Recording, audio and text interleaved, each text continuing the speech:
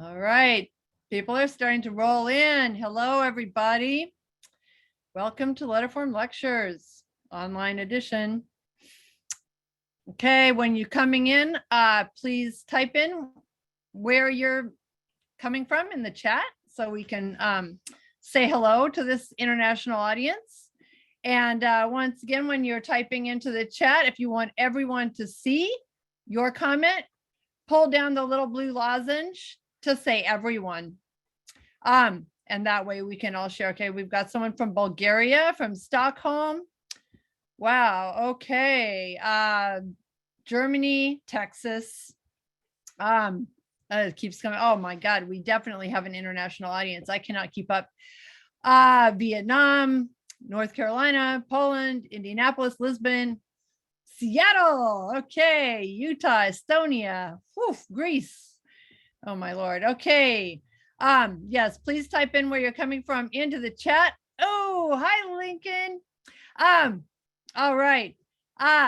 Welcome to Letterform Lectures Online Edition. My name is Grendel. I'm Education Director here at Letterform Archive, which is also the host of the home of Type West, which is our School of Type Design. And in addition to dropping where you're coming from in the chat, if you have questions for our speaker, we'll have a Q&A at the end of the talk. So please drop your questions into the Q&A. That's better than putting them in the chat. And then also you can upvote questions that you'd like to see answered in case we have a ton of questions. I'd like to take a second to give a shout out to Skilla Zaccolini, who's doing the heavy lifting in the background as usual for this lecture series. Thank you, Skilla. Okay, before we get rolling, I'd just like to acknowledge that it's been a week. We're still in the thick of a worldwide pandemic, and now yet another war has been launched and so many lives disrupted or ended. And over these few years, I have to say, it's often seemed a little absurd to be talking about letterforms when the world is a dumpster fire, but here we are. And this week, we're focusing on a different side to the world of typography, and we're looking at that from a working class perspective, which should be interesting. You know, with these 26 soldiers of lead, maybe we can change the world. Anyways, consider donating resources, financial or otherwise, to help the many refugees fleeing the wars in Ukraine, Yemen, Syria, Afghanistan. The list goes on. And if anybody has a link to a great resource or a place to make donations, please drop that in the chat.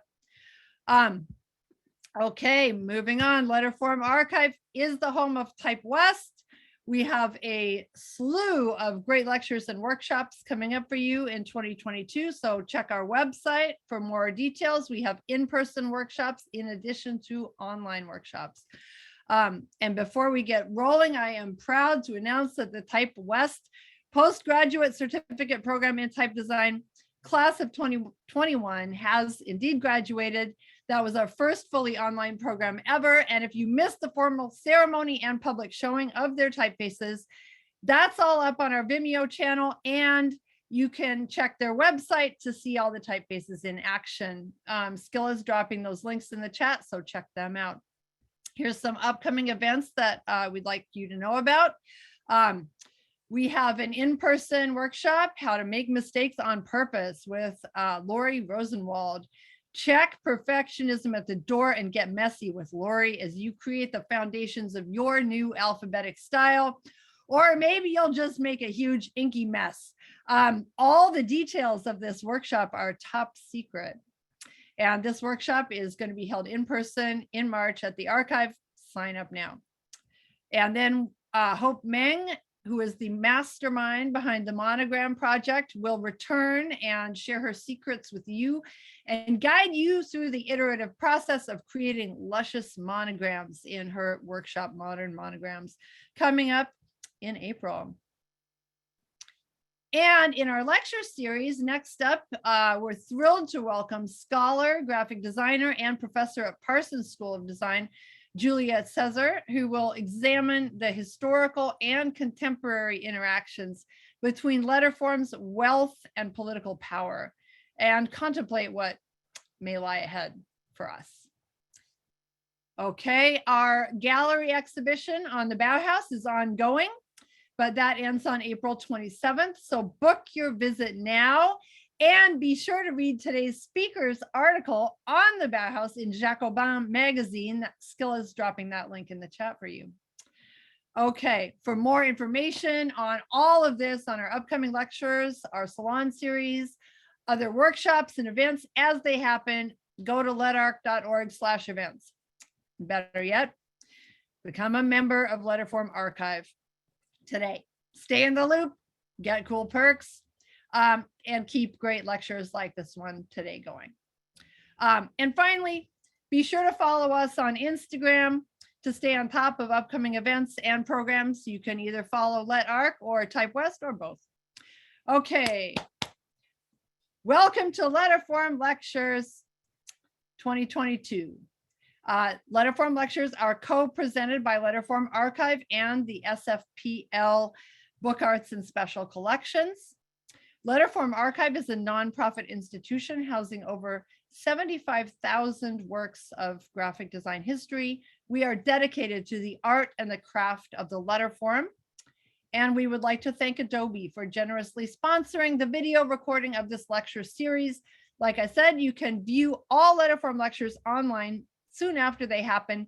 Just check our website, letterformarchive.org. Okay, we come to today's speaker. We are honored to welcome J. Dakota Brown today. Dakota has a long pedigree in design and typography, working professionally at Thirst Type, Type Foundry and Design Studio in Chicago, starting in the year 2000. And Dakota later pursued advanced degrees in critical and cultural theory, and he combines his active graphic design practice with teaching at the School of Art Institute of Chicago and the University of Illinois at Chicago. And this very weekend, in addition to prepping this lecture, Dakota was apparently struggling to wrap up the last 3 paragraphs of his PhD dissertation that he's been working on for 10 years.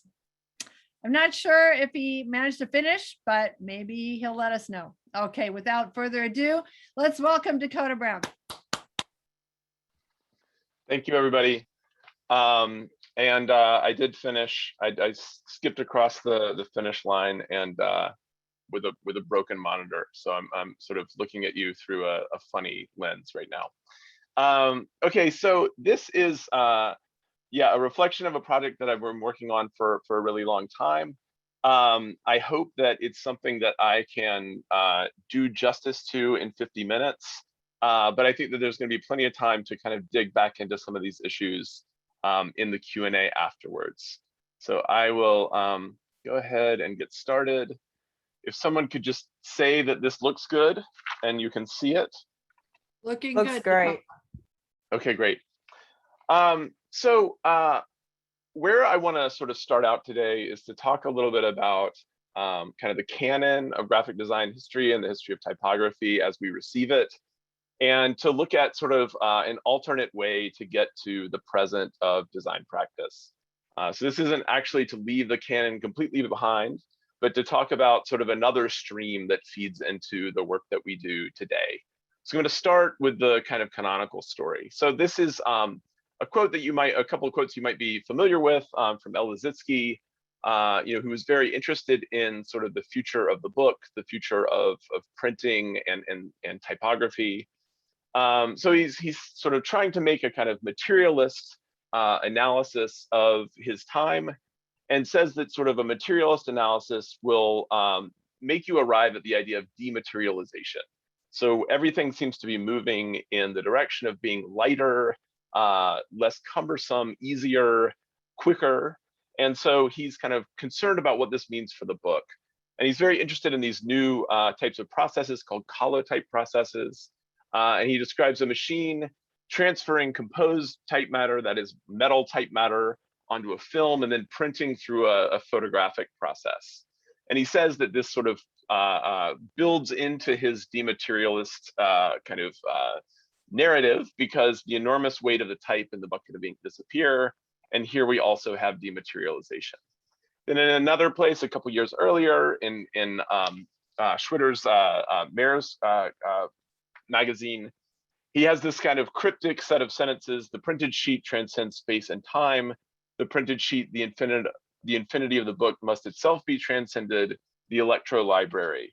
So all of these things seem to point out a kind of path from his period to 100 years later, a period which saw these very processes kind of take hold of type production, from sort of wood and metal type to these photographic processes, and finally digitization and the kind of electro library through which you and I are communicating now. I think that it is important to show how these sort of modernist dreams of the future came true, but they came true in conditions very differently than Elazitzky would have imagined or hoped for. So he is projecting a kind of communist, bright communist future of humanized technology, in which we sort of are able to use the book and the kind of new forms of the book to sharpen our sensibilities and to come up with completely new forms. And where I want to go with this is to talk about how this actually took place. And it's a story that brings us to the United States and brings us sort of right into the center of a number of industrial struggles that kind of carry us through the 20th century. So the image on the left you might be familiar with from the flyer for this event. It's a cartoon from the mid-1800s by unionized print workers, making fun of the idea that their work could be automated and sort of taken out of the equation altogether. So this is, they're calling this character the new steam compositor. He is a little robot that you just sort of feed wood or coal. He doesn't need to eat, he doesn't need to sleep, and he's a happy little worker that will never go on strike. And next to that, I have the seal of the International Typographical Union. They were founded, as you can see, in 1852. That brought together existing forms of organized print workers, which were very, very strong. Print workers were the first group of workers to go on strike shortly after the Revolutionary War. And they played really important roles in the forefront of various revolutionary movements across the 20th century. So they were the main body that represented these hand typesetters, and they were able to sort of latch on to these technological changes and play a role in the shifting of the discipline after mechanized typography. So the whole sort of search for this new steam compositor that we saw in the previous slide is something that a lot of people, a lot of especially newspapers, are funneling a lot of research and development money into in the late 19th century, because they know that this will speed up the process of print production and increase the profits of newspapers and other publishers by, sort of gargantuan amounts. So if you can imagine sort of most of the other elements of printing at this point, the presses themselves, a lot of that is steam driven, it's automatic, but every kind of word and line still needs to be very laboriously constructed by hand. So there are all of these sort of attempts to mechanize that process. One of them is something that bankrupted Mark Twain toward the end of his life. It was called the Page Compositor. It had something like 8,000 moving parts. And it was never viable. It sort of failed to produce with any kind of consistent quality.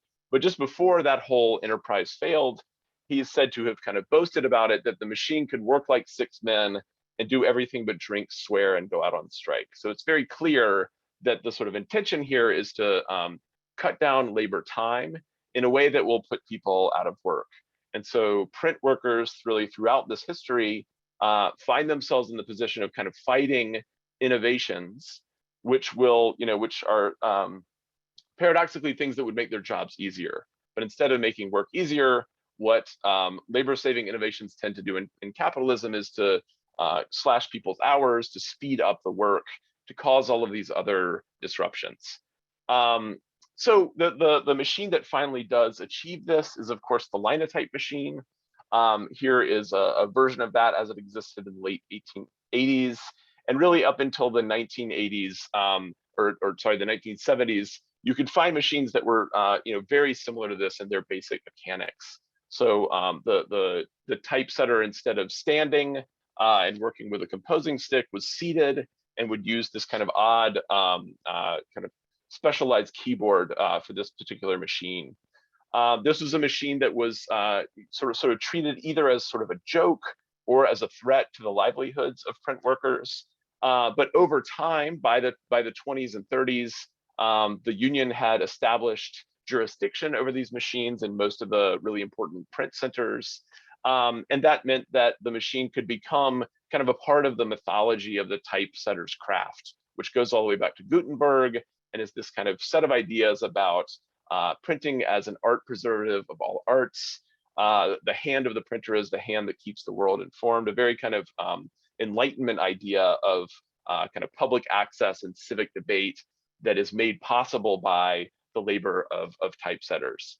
Now, if you've watched the fairly recent documentary on the Linotype by Douglas Wilson, you'll notice that there is a kind of story that the Linotype led to an expansion of the press, which really picked up employment in this sector.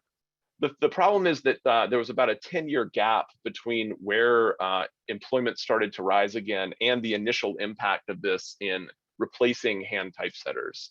And I just want to read to you a sort of poem, a sort of letter, anonymous letter in a union sort of archive that I found that was printed in a union newspaper called the Typographical Journal. So he's addressing the Linotype directly. Look not upon it when it is in operation, for its conscience is seared with molten lead, and after you are gone, it moves along just the same, and careth not at all whether you fill your stomach with angels' food or corn cobs. Today we spring up like grass and the rains fall, and we grow fat and think that shall ever last. But tomorrow this monster cometh to town, and we wither before him, and from hunger we get so thin we blow away, while the monster stands proudly in its accustomed place, feeding on hot lead, space bands, reprint, editorial, etc., and looks wise. Sorry. So the union is able to finally get a sort of handle on this situation, and in sort of hitching their fortunes to automated typesetting or mechanized typesetting, they're able to build up a pretty impressive kind of infrastructure of care for its members. So this is the Union Printers Home, which was completed in 1892. It was a place for mainly at first for union members who were experiencing health complications, specifically from the kind of heavy fumes and toxic molten metal that they were exposed to in their line of work. Those little sort of igloo structures that you're seeing in the upper slide are little oxygen tents for rehabilitation of the printers. And you can see, I think, in this commemorative postcard that was printed in 1933, just the sense of pride in this kind of broad network of mutual aid that had been established by the printers themselves.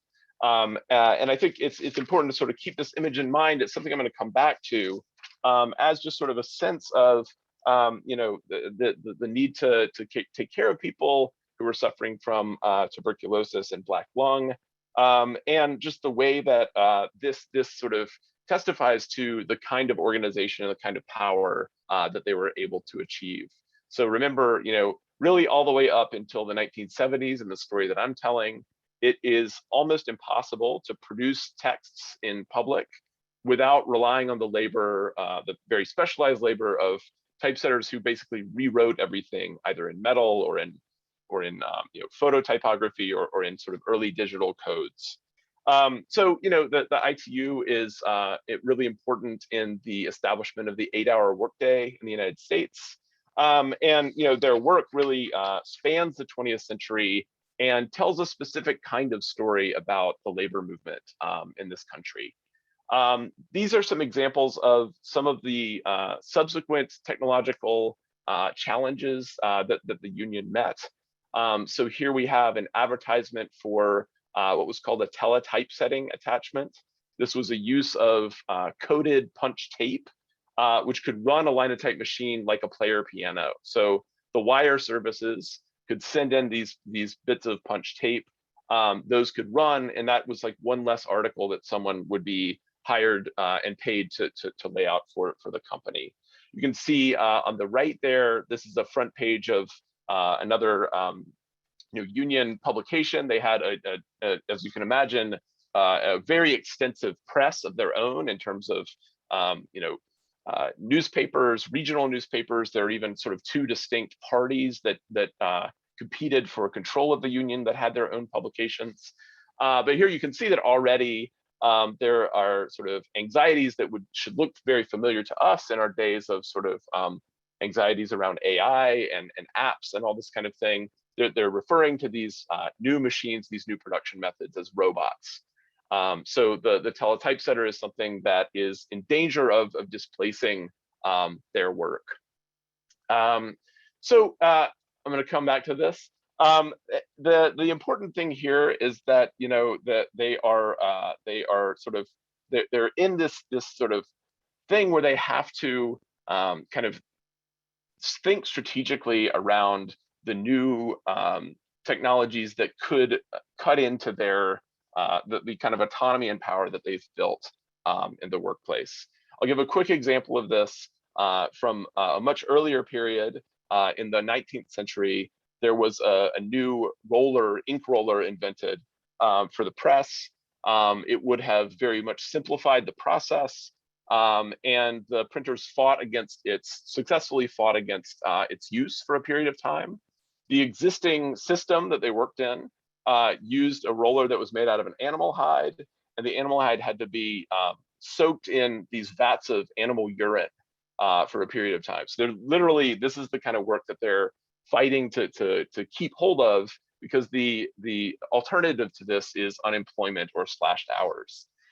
So there are a number of kind of attempts to kind of gnaw away at this problem of the union's kind of strongholds in the printing industry.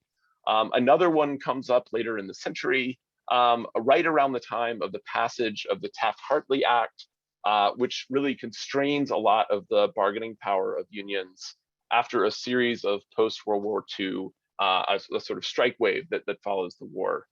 And one of the ways that newspapers find to kind of break up strikes and to sort of get the union out of the way, or at least that they attempt to do, is by using these new typewriters, which are justifying typewriters. They can make the type fill out an entire line. And these were used in an experimental process in Chicago by the Chicago Tribune in the late 1940s during a 2-year strike by the International Typographical Union. So we all probably know this image quite well, the Dewey defeats Truman headline. Of course, part of our kind of media history and history of kind of the reputation of the mass media. If you look carefully at what is underneath that, you can see that there is this really awkwardly set typography that was set by kind of existing clerical workers of the newspaper. They brought in strikebreakers from my alma mater, Northwestern University.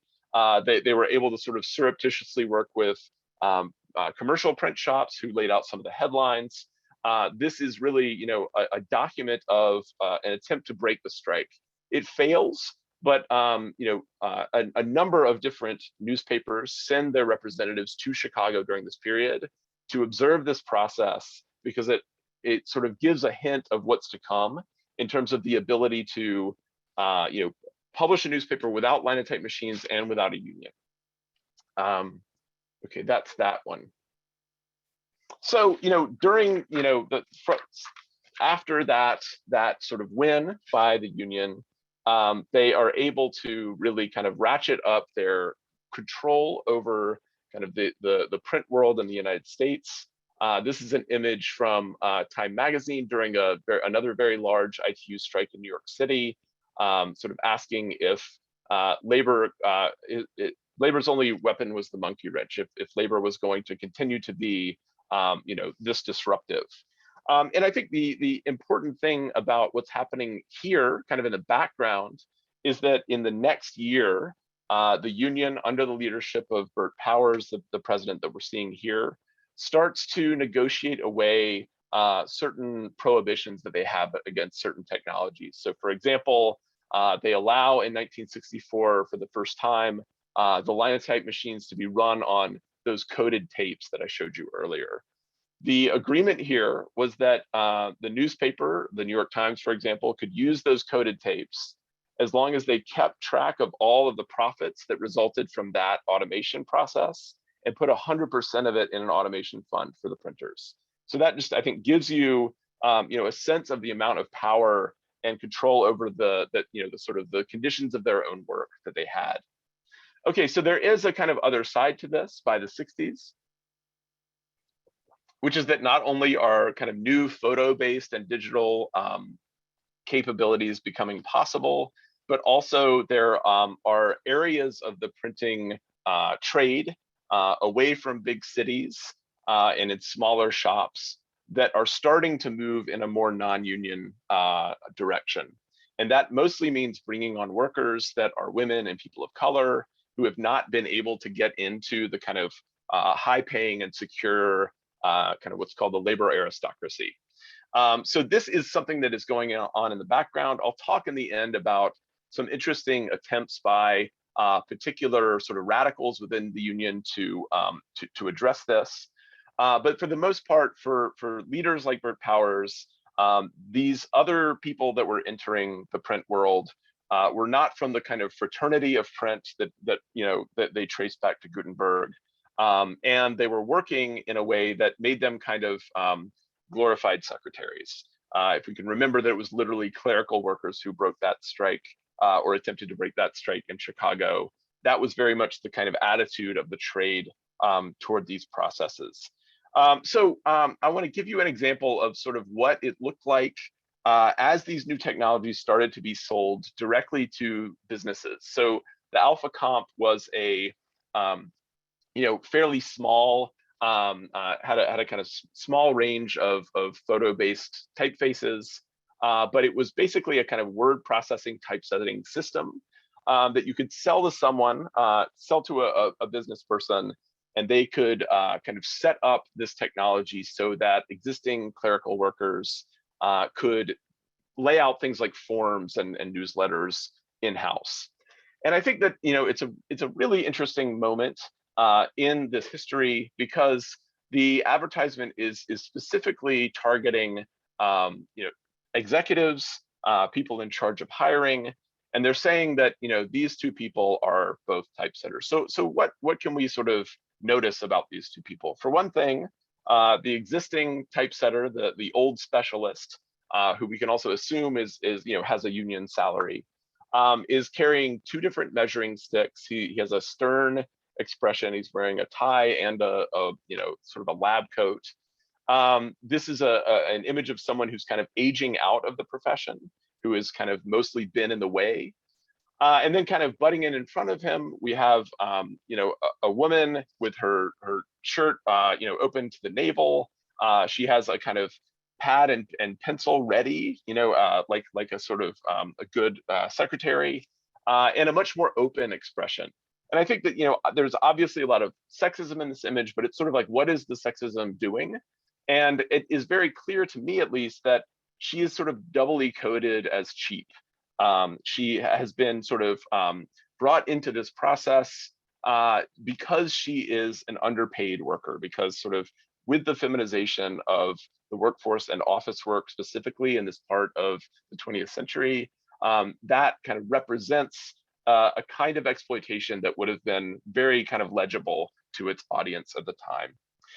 So he has the kind of the text here goes that they both set beautiful type, and he has years of professional experience, but she, after only a couple hours instruction, can match and even overtake him.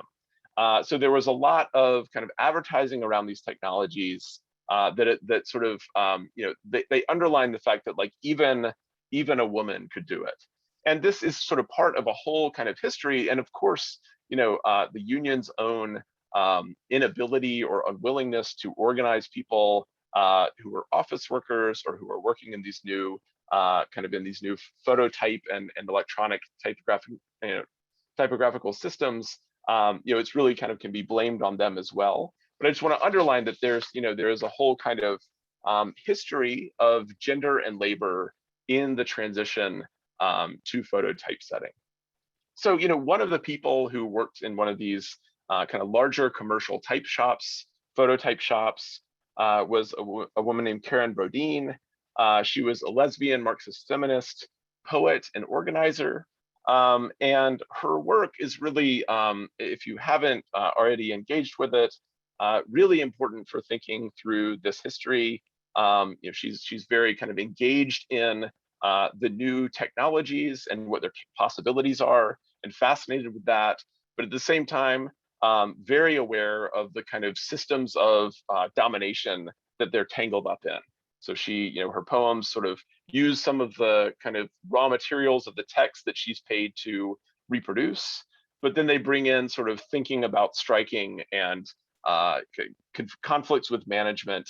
And here, I think in this case, a very clear sense of kind of what is at stake in recognizing the labor that has gone into and built up these means of production. So I'm just going to read this and then move on to talk a little bit more about Karen Brodeen.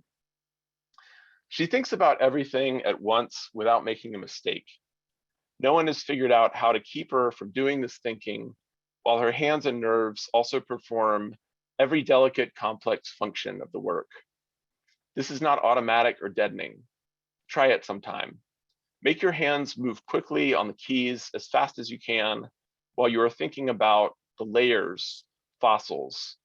The idea that this machine she controls is simply layers of human work hours frozen in steel, tangled in tiny circuits, blinking out through lights like hot red eyes.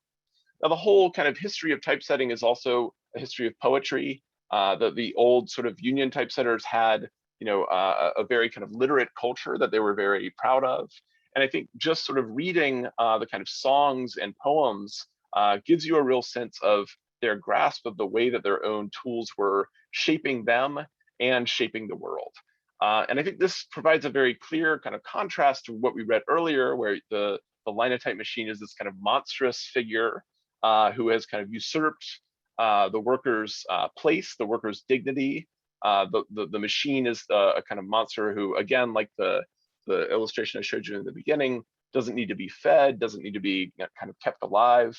And here we see the beginnings of a kind of interest in the dead labor that is sort of at the base of all of the tools that we use. And this is what I'm sort of trying to trace out, is sort of to think about the history of typography as a history of labor and as a history of the technologies that have kind of assimilated that labor, in our case, into software. So Karen Brodeen, was an activist, a writer, a publisher. One thing that will be interesting to this crowd is that she was part of a union drive in the late 1970s at Communication Arts magazine. That's not something we would hear a lot about in a graphic design history class. But I wish that I could give this entire talk only about her. But I think we could come back to this in the discussion about sort of the importance of this work for thinking through the nature of our own work. So as we know, what happened next, beginning in about 1984, is that the digital systems in which Karen Brodeen was working, early typesetting, digital typesetting, and kind of computer word processing were beginning to be collapsed into the personal computer. So the personal computer and the different types of software that emerged alongside that really centralized huge workforces that had existed over even just the previous couple of decades. So people who set type by photographic means, people who set kind of, as the person on the bottom is doing, longer bodies of type using very, very early monitor-based systems in which they're basically doing the equivalent of web programming for print. And then a number of people, like the person in the center who is a stripper, or someone who is kind of on the print production side, who has to make decisions about color balance, the ways that the different negatives, color negatives will overlap and produce other colors. And as you probably know, at this time, graphic design really was a kind of complex and a fairly, in retrospect, frustrating practice, because you could kind of make general directions about how the type was supposed to lay out, how much space it was supposed to take up, where images were supposed to be placed and what colors they were supposed to use. And then all of that was sort of handed over to specialists in these different areas with some combination of very strict direction and trust.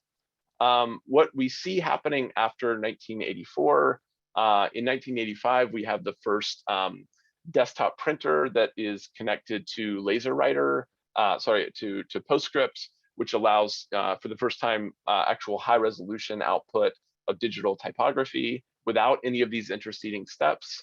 So by the kind of end of the 1980s, there's this huge revolution in the kind of whole division of labor around typesetting and printing and graphic design. And that is really, I think, in very important ways, that is the basis of our own moment of technological change and the labor conditions that we face. There's a change that happens within the graphic design discipline that moves toward an idea of the designer as a completely autonomous agent who produces things that are directly reproduced with the help of printers at times or web designers, but it is a much more sort of compact activity that does not involve all of these different steps. So it's a huge aggregation and centralization of all of these different capacities. So we have the Macintosh computer entering the picture. We have PostScript and the LaserWriter, which are kind of closing that gap between writing, word processing, and typesetting and printing. And then in 1986, the International Typographical Union basically closes its doors, and its a couple of remaining chapters are kind of enter other unions that are at that point representing print workers and communication workers. So at the time that the ITU folds in 1986, it is the longest running union in American history. And as I said, very central to the establishment of kind of basic labor freedoms as they existed in the 20th century. So this is all sort of a series of kind of alleys that I've been dragged down in doing the research for this project. But this project actually began as a project about modernism and postmodernism in graphic design. So I was interested in sort of the tail end of the postmodern movement, which I caught in my undergrad in the late 90s, was sort of greeted as this moment of a huge liberation from structure, from hierarchy, from different forms of constraint. And I have found that that set of kind of visual ideas and intellectual ideas are something that I have wrestled with kind of ever since, because I was not able to really understand what their context was or why there was such confidence in a sort of new order of graphic kind of liberation. So what I have ended up doing is kind of tracing the history of the tools and techniques of the practice to try to get at what was going on behind the scenes of the postmodern movement that has more bearing on the question of labor and technology. And in that way, hopefully, has a little bit more to tell us in our own time about how we should approach and understand our own work. So, this is an example of a student project at CalArts in 1993. We can see the sort of headline at the top: the dominant and repressive role of text over image is breaking down. And this idea that there is sort of a HyperTypography, a hyper communication, a kind of hybrid digital postmodern environment, which will kind of upend all of the forms of power that had existed in the kind of long, hard 20th century. And I think that, one of the kind of conclusions that I have reached on this era in graphic design history is that in important ways, graphic designers, although they had a lot of very complex arguments with each other about the nature of their relationship to their audience, I think that this work is really read best as the audience being other graphic designers. And I think that what these graphic designers were saying to each other had a lot to do with trying to understand the conditions of their own labor in a moment of kind of cultural, technological, political change. And there is a kind of undercurrent of some of this work that is, I think, actually quite kind of post-Fordist or neoliberal. The sense that kind of any form of collective being, any form of order needs to be kind of broken down and burned to the ground. On the other hand, I think a lot of this work shows a real curiosity about work processes and even enacts a kind of resistance to what is so alienating about a lot of design work. So, I think that many of the projects that we are familiar with from this era, we could see as on one level enacting a kind of shirking of the professional responsibility that comes along with reproducing text. So, kind of moving away from what is expected of a person in kind of faithfully reproducing a message. There is a kind of undercurrent of disobedience and dissatisfaction at work that I think is important to read back out of this, so that it doesn't just become a kind of static image of the 90s as sort of a thing that very quickly came and went.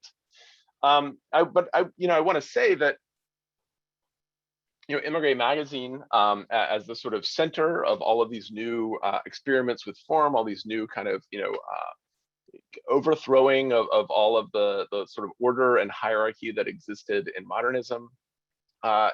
And many of the sort of avant-garde magazines and sort of mouthpieces of this era had really very little to say about the ways that the political economy of print was shifting under their own feet. I have read every issue of Immigrant cover to cover, and this from Immigrant 42 is the closest I came to finding anything that even kind of glancingly touched on these gigantic disruptions that were happening in kind of next door in these type and printing industries. So Alan Marshall in this article, Decay and Renewal in Typeface Markets, says many of the printers who have gone out of business over the last quarter century deserved their fate. The grassroots of the printing trade is, after all, notoriously conservative, protectionist, and sexist. And we certainly saw the way that the union could operate in a way that was discriminatory. That it would be too much to say that the union was entirely male or entirely white, but certainly there were kind of limits on the people's ability to enter that union. In particular, Karen Bodine wanted to sort of be a part of organizing something with them and was basically shut out of the union. But I think that this kind of attitude toward kind of this entire world of production that I've been outlining as something that was completely kind of outdated and prejudiced is a very convenient thing for people who were attached to the next wave of automation, which is us, digital printers, designers of the kind of post 1990 era. And it really shows a kind of cluelessness even about who the workers actually were. And if you have sort of been paying attention here, by the time we're in the 90s, really most of the people that would have felt the brunt of that process of automation and of technological change would have been women and people of color, the people who worked in these new departments of photographic typography. So the ITU in the background has sort of started to shrink. It has started to try to sort of protect its pensions of existing members, but basically kind of resign to not be an active part of the printing trade. So by the time we get into the 1990s, the role that that organized labor has played in the history of typography, at least in the United States, is no longer. So I mean, this whole sort of labor history is, I hope, a way to kind of look at the history of graphic design with fresh eyes And again, as I said, to look at kind of our own time and the questions that come up in our own conditions of work. I'll go to something that is kind of a very obvious icon of modernist design, the Unigrid system developed for sort of the range of sizes and formats of documents produced by the US National Park Service. I think to most graphic designers, this kind of icon of modernist design in the 70s would give us a sense of something oppressive. What interests me is that I'm not sure that people outside of the profession would see it that way. I think that it certainly might look boring. It might have other kinds of associations, but I think that we should understand that the reason that we see this as oppressive is because we are imagining having to work in this very limited sort of sandbox. And I think it's important to understand that the people who sort of came out of that postmodern movement were people who were very much forced through these systems. And these were systems that were about organizing the labor, not only of designers down a couple rungs from Vignelli and Associates, but also other typesetters, other photo setters, other print workers. So I think that it's a little too much to me to sort of every time you see something in Helvetica that's black and white to say that's authoritarian. But there is a very specific way that this is authoritarian because it had to do with a division of labor that was in the process of being disrupted. And I think that this is, not necessarily a lens through which we can look at every single piece of graphic design history, but it is an important part of the puzzle to understand if you go back and sort of look at some of those arguments between modernists and postmodernists in this period, how sort of how overblown they were, how serious the sense that something was very, very, very much at stake in these arguments over form. People basically calling each other Nazis about their kind of ideas about this very frustratingly vague thing called the grid. I think that thinking through the work process and the work experience that were attached to documents like this is a really important way to kind of understand this work in the present. And another sort of just maybe kind of obvious example is this famous spread from Ray Gun magazine. David Carson famously has a kind of temper tantrum because he does not like this article on Brian Ferry. And as he is sort of scrolling through his font menu, he comes to the end of the line, zap dingbats, and decides to print the entire thing in this unreadable collection of symbols. So, this is in some ways, although it's not, Carson was not at all aligned with the kind of the more theoretically sophisticated part of deconstruction. But I think that this is really interesting in getting to this point about postmodernism being in some ways a kind of labor politics that wasn't always aware of itself as a labor politics, if that makes sense. So this act is kind of flirting at a strike or sabotage. It is highlighting Carson's own position as a kind of choke point in the process of production of that particular magazine, and graphic designers more broadly, perhaps, in the kind of process of production of print. And that should kind of remind us, since we've taken this running leap out of the history of the printing trades, what that meant when there was an actual labor politics organized around us. So, I mean, I think that, part of this project in sort of trying to trace this labor history is also trying to kind of reinterpret these at times very abstruse theoretical arguments and very strange kind of visual experiments of the late 1980s and 1990s as sort of attempts in some way to make sense of this changed world of work. On the other hand, postmodernism in graphic design was very much hostile to any kind of analysis that was systemic or that sort of used capitalism as a framework for understanding and explaining how and why things are the way that they are. And I think that this is really a shame because it has left us very much unprepared for the new set of labor conditions that have come into being in this century. So, I want to sort of move now to sort of a commercial that you may have seen. It's a commercial for Fiverr. Fiverr, of course, one of these new apps, gig apps, which is sort of making fun of the idea that graphic designers have this kind of status. They need to be knocked down a peg. We don't need to meet with all of them and hear their kind of picky names about how they prefer to be addressed. We can find someone and give them $5 or $10 for the logo that we need. And I mean, it's a really interesting. All of their campaigns have sort of caused a lot of controversy in sort of the design world. I think probably by design. This is a very interesting one because the boss is this kind of girl boss. She is, she's very, her relationship to these workers is, she's very sort of sarcastic with them. It's this sort of replaying in some ways of what we saw here, where there is a kind of someone attached to an older work identity, someone whose labor is overvalued in some way, who needs to be, kind of emasculated. And I think that, what I'm trying to sort of point out here is that even though so much has changed between this moment and that moment, in terms of the sort of the implicit gender politics here, the way that those things play out in the kind of representation of these characters, there is a very similar relationship, which is in the relationship between an employer and an employee.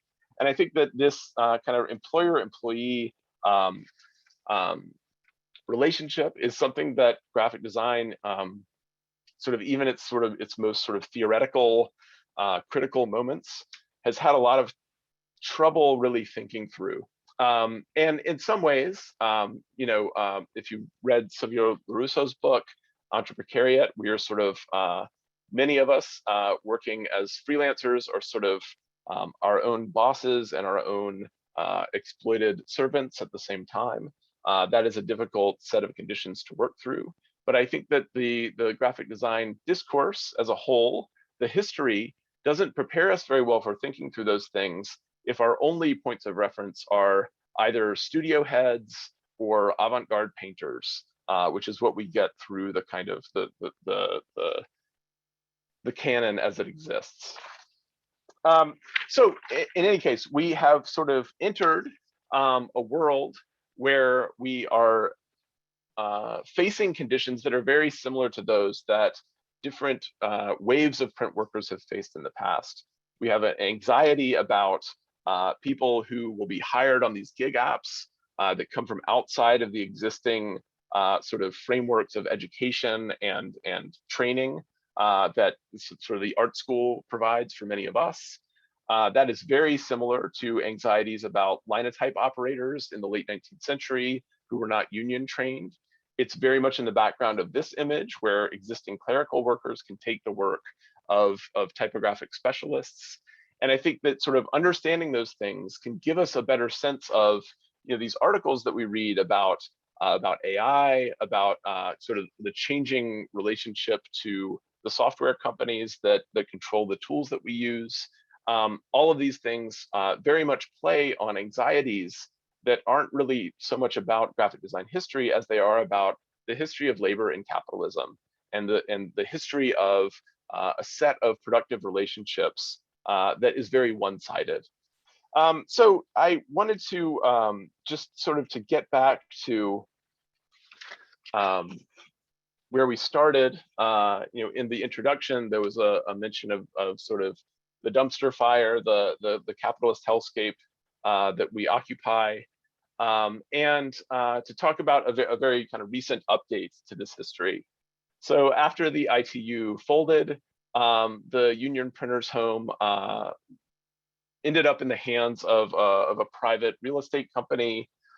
It was later turned into a private healthcare facility where residents experienced extremes of neglect and abuse. This woman, her name was Margarita Sam, was found on a park bench outside of the Union Printers Home, frozen to death. This was after a series of very similar close calls. And the printer's home was closed during the first months of the pandemic. You can imagine the sort of panic of having to move people out of that housing situation in the middle of all of that. So this is just to close by saying that, I think that graphic designers are very interested in the politics of design. They're very interested in, wanting to engage in the world as it exists in all of its sort of crisis and emergency. But I think that the best way to approach this might be to approach it through our own history, through the sort of history embedded in our own tools and techniques, because there is a whole history of sort of capitalism, a history of labor, a history of gender and race that is really right under our noses in the kind of operations that we do every day for our jobs. That's it for me. Fantastic. Thank you so much, Dakota. We have a ton of questions piling up here. So let me see. If you haven't had a chance to upvote a question that you'd like to see answered, do it now, because I don't know if we'll have time for all of them. Okay, first question up. We have Alex Serria, who asks, is there a link between the rise of postmodernism in design and a decline in union representation in graphic design? Yeah, I mean, this is what I'm trying to get at. I think it's a complicated question. So certainly, I think that the fact that this was all going on in the background of postmodernism in the 80s and 90s, and that really it was almost never mentioned, I think would lead us to believe that there is a kind of connection here. That's why, on one hand, I think that we should be very critical of the kind of pervasive silence of this in the kind of official discourse. But on the other hand, what I've sort of tried to do, because I've spent so much time with it, is to kind of find these places where kind of between the lines of the theoretical arguments, or even in the work itself, as I try to kind of briefly bring out here, there is the beginnings of a critique or an understanding of the way that their own labor was alienated in some way. It was sort of had to serve interests that were outside of their own interests. So for me, it's been sort of it's involved kind of understanding those motivations by studying both the labor history and by sort of rereading the canon for those moments of realization around labor. And really, even the canon itself is full of this stuff. I mean, I would say it basically begins with William Morris, who is centrally concerned with the changing experience of the labor process and capitalism. Jan Schickhold wrote incredible things about sort of standardization and its effect on print workers. There is actually a lot of resources even within the kind of official sources that we would think of that can help us think about this. But yeah, I think that that moment, I think you particularly see it in the later 90s when sort of postmodern aesthetics became very associated with kind of niche marketing, youth marketing, and the early internet. So I think you can see that there is definitely a kind of affinity with a kind of new postmodern form of capitalism. What I'm trying to do is go kind of another level and say that there is evidence that people were trying to think in a more complex way about it, even if that only happened at the level of form. Okay, I think I got most of that typed out. Let's move on to the next question. Okay, an anonymous attendee asks, you mentioned that profit-driven automation in capitalism, such as the Linotype machine, tends to disrupt labor settings and automate out the workers, despite the idea that it should make work easier, or one could maybe say the mythology that it should make work easier, right? Have you come in contact with examples where automation actually ended up benefiting the workers, or when workers ended up owning the means of automation? I mean, I think that, it's interesting, in the print history, in the history of different print workers, there are times when there is sort of, my friend Aaron Benanov has written a whole book about this, but there are periods in history where people are very worried about robots taking away our jobs. And there are periods of history where they're not as worried about that. And that has a lot to do with kind of broader conditions of kind of plenitude or of sort of jobs that someone can move laterally into. So I think that the important thing is to understand that it isn't always that the robots take away the jobs. Sometimes it's the new processes actually just drive wages down or make people have to work harder or faster. One of the nicknames that Detroit auto workers came up with for automation in the 70s was manimation. That it actually, instead of kind of throwing people off the processes, it brought a larger and larger concentration of people into the auto plants to work in actually worse conditions. So, I mean, I think that the question of situations where we would, people, the workers themselves would benefit from these, I think is more of a political question about how we organize technology and what it's for, than anything I could give a kind of example of off the top of my head. Okay. Some people have asked if the Q&A will be included in the recording. Yes, it will. And that's why I'm typing this stuff up. Otherwise, I wouldn't be working my fingers so hard. Okay, thank you for that answer. And remember, people, upvote the questions you want to see answered. We have 19 questions. I doubt we'll have time. Okay, Arden Stern asks, I'm interested in how poorly unionized graphic designers are relative to print workers in the 19th and 20th centuries, and what this means for their ability to navigate the challenges to their livelihoods from platforms like Fiverr on the one side and applications like designs.ai on the other. And then Pablo Gomez adds to that, same for type designers and font developers. It can be frustrating to get your pals' attention when it comes to fighting for our rights. Yeah, I mean, I think I'm really glad that question comes up. I don't know if it's one that I've completely thought through, because I think that trying to think through what it would mean to have a graphic designers union or a type designers union is totally worth doing. Just as a kind of struggle to kind of understand the labor conditions that more and more people are working in. So I mean, this is this is a talk for a kind of very design-centric audience, but what I'm kind of hoping that I and others can do is to sort of figure out how to tell a story of our own labor that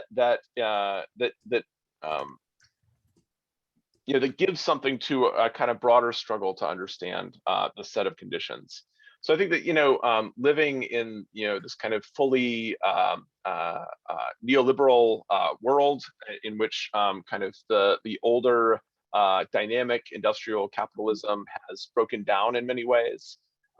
People don't have the same expectations from institutions, whether those are institutions of the state or institutions like labor institutions. So I think that is a very general shared problem across a number of kind of platforms. But I think that it's just really difficult to imagine what labor organizing in that set of conditions would be. I think it's very important to do it, but I think that the fact that so many the life of a freelancer is defined in some ways by being in some ways kind of an entrepreneur and a precarious worker, as Silvio says, is just like an enormous thing to try to think through. And I think I would encourage anyone who's trying to think through that. But I think a few years ago there was an article in the AIGA Ion Design about this kind of this labor question, and I thought that it was a very frustrating and kind of interesting article because it ended up sort of finding itself in kind of a blind alley where it was trying to balance the needs of what the author called the studios and the needs of workers. And I think that the needs of the studios, that's another way of saying that the needs of the employers. And I think that one thing that is very difficult to think through in terms of, what the labor relationships in graphic design are, is that, a union for graphic designers would probably be a union in which some graphic designers are organizing against another graphic designer who is their boss. And I think that we tend to think of graphic designers as a single class, as a single sort of family, and it's just not the case that a pentagram executive and a beginning designer at a small studio and an unpaid intern are the same kind of worker. So again, I don't have any answers to how to go about this, but I think that even just getting some clarity on those basic terms would be really valuable. Excellent examples. Wow, okay. Yeah, food for thought, right? How could we begin to structure something like this? I don't know, but maybe it's time to start seriously thinking about it. Dan Wang asks, from the consumer side of things, is there evidence that consumers made any meaningful distinction between, say, newspapers based on typographical considerations? We know about sensationalism selling or the editorial allegiances of readers, but how about the look and layout of the different papers, particularly as layout quality varied in relation to these production and labor issues having to do with adopting new and often inferior automation or semi-automation techniques? I love that question. And hi, Dan. It's really interesting because there is this constant kind of struggle in the graphic design discourse to theorize the audience. And I think, of course, there are specific pieces of design that circulate in specific contexts that come into contact with specific publics, and we could study that. But this question of a kind of like, who is the audience for graphic design and what does like graphic design do to people is just, I think, way too vague to say anything intelligent about. Also because graphic design is normally, at least partially, in service to something else. So you would never really know when someone is looking at the graphic design or looking through it to the message or the image or the text that it carries. So, one of the things that I document in my dissertation is sort of these different efforts to like try to theorize that audience. But the only place I've ever actually seen it is actually in the labor research that I did. So, the union papers love to print letters to the editor of these different newspapers, angry letters, because they had been experimenting with these labor-saving technologies and the news was suddenly unreadable. And many of the union commentators were sure that actually helped them win their strikes because they were their control over the labor process also brought a degree of quality control. I mean, I think something that's maybe surprising for the kind of typographers and graphic designers here is that people coming out of that tradition had a really strong education in typographical form, in the specifics of kind of grammar and visual form and balance, and all of those things kind of went out the window in the early days of experimenting with something like the justifying typewriters or the Linotype. Okay.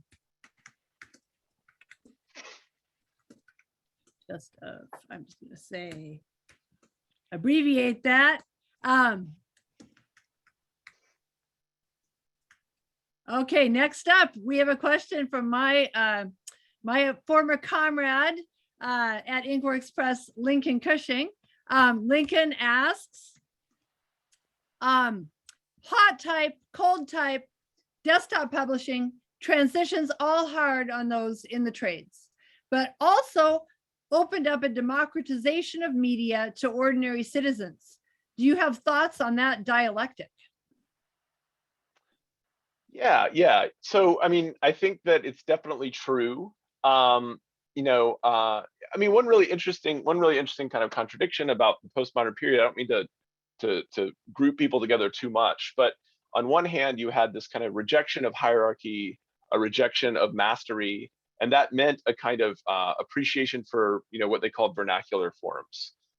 So it's funny to me that that was happening at the same time that there was this pervasive silence on what was happening in the kind of neighboring printing trades. So I think there is always a kind of desire to embrace the kind of non-expert and the democratization until that cuts into the work. And there was a huge amount right alongside that of anxiety in the 90s about what was called the desktop publisher, which is again someone who was kind of from outside the kind of art and design school scheme, someone who sort of knew how to use the machinery but didn't have any of the kind of less measurable qualities of being a designer. So that's that I think is really I think that question is important because it shows that there is always a kind of double-edged quality to these technologies. So one example that I would offer, and I didn't get into this because of time, but I would really recommend looking at Daniel Albert's book on the Detroit Printing Co-op, an anarchist publishing co-op that existed in the 70s. But I mean, I think that there's a really important sort of distinction to be drawn there between sort of these technologies that kind of in some part caused the decline of the ITU, also opened up a number of new opportunities for people to publish without worrying about censorship, without worrying about sort of the cost of buying into all of these expensive production methods. So Danielle has found examples, for example, of the printing co-op sharing resources and printing Black radical labor texts that ITU members refuse to touch. And there's a really funny way that I've worked this out in a different paper, but the way that Freddie Perlman worked using these sort of new electronic typewriters and new lithographic processes was actually very similar to the way that the strikebreakers in that 1948 strike at the Chicago Tribune worked.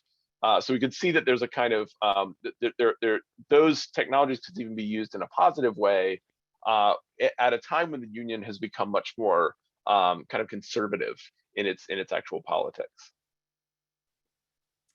I don't know what to say. I mean, like there are obviously contemporary examples of that too, but that's a stronger one I think from the past.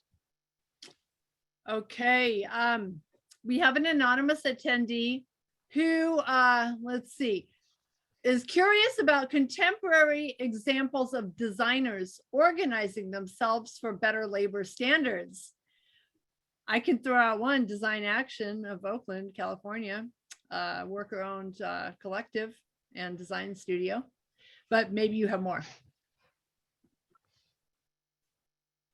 I mean, I know that there are efforts. I think that this, that there has been, since the kind of early 2000s, there have been a number of new sort of worker collectives in Europe, which mainly formed around the Euromede events, and which tried to kind of tie together, people who work in like corporation chain restaurants, creative workers, sex workers, the whole sort of gamut of these new experiences of labor, and to try to think of ways of producing solidarity between these two movements. I think an important thing, which I'm sort of just remembering now that is kind of in the background of this, is that one, the ITU had a huge amount of power.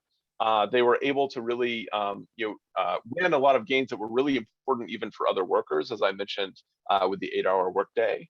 But in the end, I think part of what did them in was this kind of excessive professional pride, right? That they were not able to sort of see other types of workers as in any way related to the work that they were doing.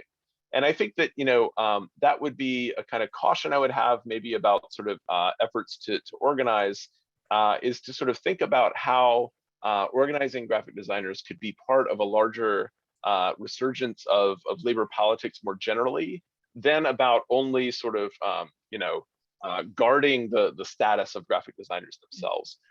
For example, there's a kind of tragic story to be told that I haven't completely researched yet about this breakup early in the 20th century between the lithographers union and the typographers union. So these two media, sort of turned into a conflict of kind of jurisdiction between these two different unions. And you know, I think those would be some other things to pay attention to and think about. Excellent. I see some other people have dropped links to worker-owned design practices as well in the chat, in the Q&A, actually. Let's I wanted see. to just really briefly, Yeah. There's an article on Jacobin called "As the Ink Fades," which is an edited transcript of something that's in this little bit larger book called "About the International Typographical Union." And that is an interview with someone who was in the union in the 70s during this kind of crack up, who was, you know, trying to actually bring these other types of photo typesetters into the union. It was an effort that was sabotaged by both the employers and the union. So it would be an interesting thing to look at in terms of kind of forms of solidarity and the kind of the possible barriers to that. Oh, absolutely. Skilla, do you mind dropping the link to that one in the chat if you can? That'd be great to look up afterwards. Okay, do we really need to address this question, this burning question from anonymous attendee? Where did you get your tie? I bought it in Italy. Ooh, okay, Italy. In a thrift store. Yeah, Thank you. Yeah. Okay, all right, thrift store in Italy, perfect. Back to the topic at hand.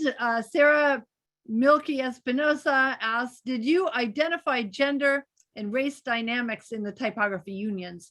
I am wondering about the cultural and material associations of this kind of work with gender, for example, in garment and textile work. Yeah, I would definitely look at the interview that I just showed you that I think they're linking now.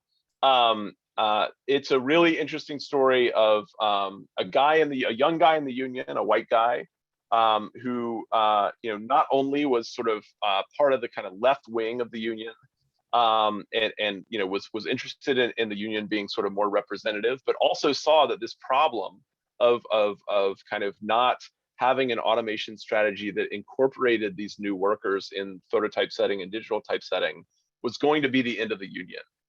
So I mean, it's a great story. He's a great storyteller, and I think that that kind of summarizes that set of dynamics better than I could. Okay, let's see. What do you think of Haraway's Cyborg in relation to the relationships of labor and typography technology? How would this compare to the idea of dead labor? Anonymous attendee asks.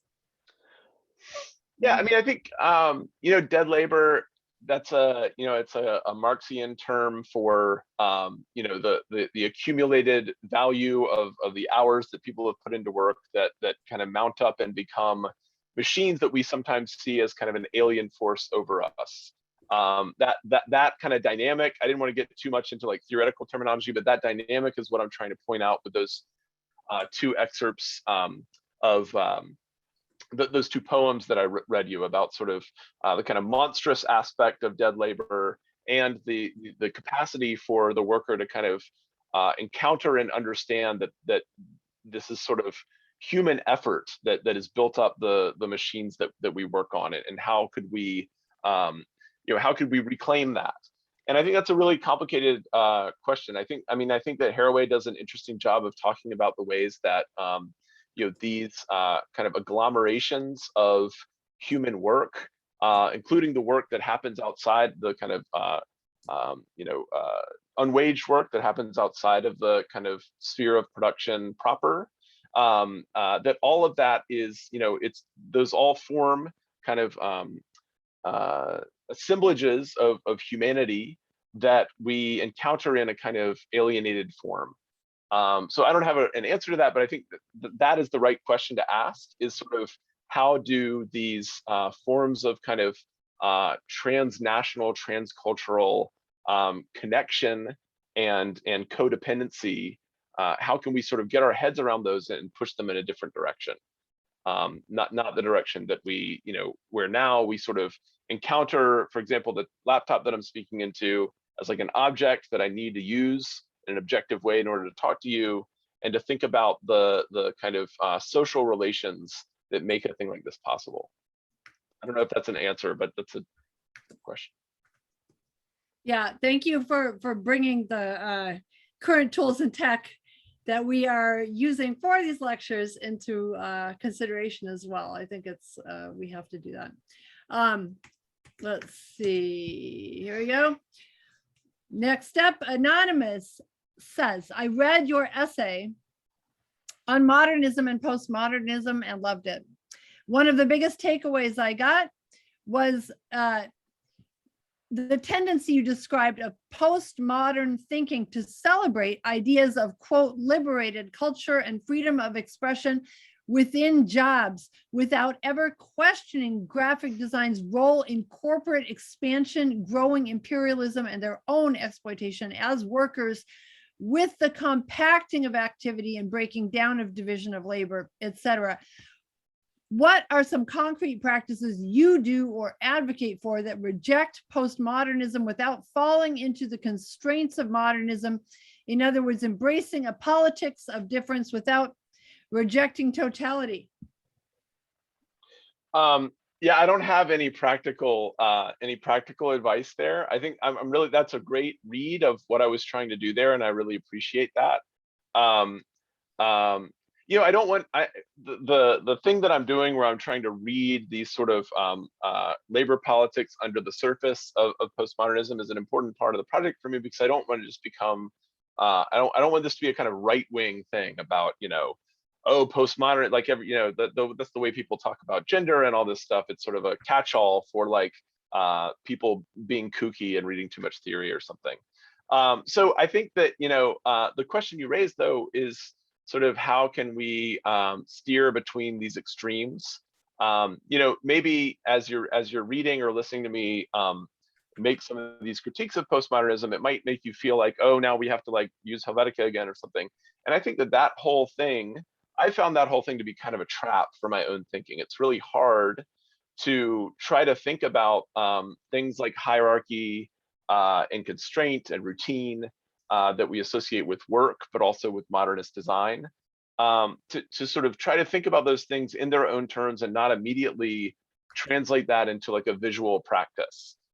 I think that, you know, graphic designers really, we tend to think in metaphor. We make visual metaphors for messages. That's most of what our job is.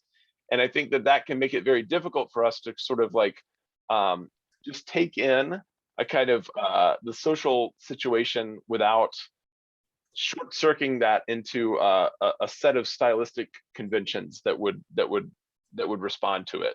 And I think in a lot of ways, you know, the postmodern kind of rebellion made sense. It was kind of rebelling against that whole Fordist world of, you know, that was the form of appearance of capitalism, and a number of forms of oppression all the way through the late 20th century. But I think you need to understand that sort of this you know, ability, this attempt to kind of get out of that problem by diving into a new sort of set of formal techniques. You would then have to look at the way that, you know, corporations and advertisers very quickly latched onto those ideas as kind of breaking away from, you know, the older clothing of capitalism while keeping keeping or even intensifying the kind of underlying problems with all of that. Okay. I think I kind of got that one down. We'll see. We have, okay, I'm gonna, this is a great question from Chris Martin Givens, which maybe we can drop into the chat. Chris asks, do you have a beginner's reading list to share with folks? Yeah, that's a good question. I think, you know, there are a couple of things that I've written that some of them have gone out of print recently, but I'll try to make them all kind of available. If you want to just, you know, you could email me and I can send you a PDF or something. But there are a couple of things that I've written, kind of pamphlet length things, or there's that one academic paper on modernism and postmodernism that were mentioned earlier, which try to kind of walk through in as much detail as possible the kind of resources of a kind of new critique along these lines. I'm also just this year teaching a class, a new kind of theory class at the Art Institute called New Cultures of Work. which has a lot to do with the kind of these changes in post-Fordist labor after the early 70s, but also give a kind of background and kind of Marxist, feminist, and Black radical critiques of work before that period. I am still tweaking that a little bit as we get through the first class, but I'll totally make that available, like, you know, on my my website or on Instagram or something. But I think those, between the kind of footnotes of the things I've already written and the syllabus for this course, I think that would give you a lot to work with. Okay, that's fantastic. Actually, we look forward to checking those out. We need sort of a labor history for dummies book. Let's see. Oh, I'm going to ask this one from Max Vineland, and please, I have to apologize if I destroy anyone's names here. Max asks, I wonder if there was ever a case of printers / typesetters actually owning the means of production on a larger scale in the United States. I don't know of any case in Germany except for a couple of small collectively run, more or less communist printing firms in West Berlin in the 80s and 90s. For example, Oktoberdruck. Do you know of any large-scale worker-owned businesses, past or present? And I see that my comrade Lincoln Cushing has jumped in here to highlight the experience of Inkworks Press in Berkeley, which ran from 1974 to 2015 when it finally closed. So that was one great example of a worker-owned print collective. And then Black and Red in Detroit comes to mind, answers someone else, but maybe you know more. Dakota. I think for what you're after there, I think Black and Red and Danielle Albert's book about them is really important to you know, and you know, the Perlmans, the couple that ran it, like their sort of idea about the way that the work of layout could be a sort of answer to the kind of piecemeal fragmentation and alienation that happens in most lines of work. So I think that is all very interesting. I would also, you know, I would suggest a little bit of caution about this idea of owning the means of production, because we have to go much further than that too. So for example, I've read a bunch of, you know, graphic designers publish all the time. So there are, you know, if you find the right collections, you can find, you know, just books and books and books from the 90s of kind of brand new, you know, typefaces and interviews with new type designers in this moment where digital typography was making sort of this explosion of typefaces possible. And also, you know, that in turn was responding to kind of new pressures in the market to diversify goods. And what's really funny is this is always kind of half joking, but there's so many people in these little publications that say, now we own the means of production because, you know, you can buy Fontographer or whatever program. And I think it's really, I mean, I don't think that was like a serious analysis of the situation or anything, or they would say it was. But I think that even just what has happened to our software since then is very instructive, because we think of ourselves as owning the software, but now most of us are in a situation of paying rent for that software. So at what point could we actually be in control of the kind of broader processes that drive all that, rather than, you know, that's different than the question of sort of, do you have a printer or not? Okay.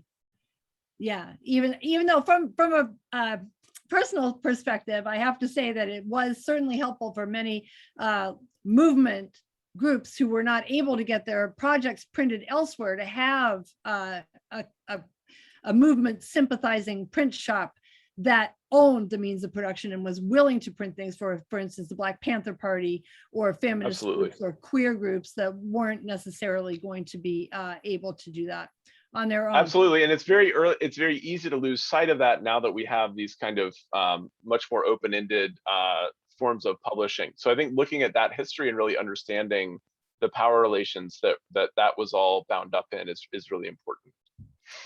All right. I hate to say this, there are 13 questions left and we have no more time. So I guess one thing that people can do is check in with Dakota on Instagram or email you with the questions to follow up if you're interested. I'm sorry I had a feeling we were gonna run out of time for questions, and here we are. So anyways, thank you everybody for joining us today. This was fantastic. And please tune in next time for Type, Money, and Power, the first 5,000 years with Juliet Cesar. Thank you, Dakota. Thank you.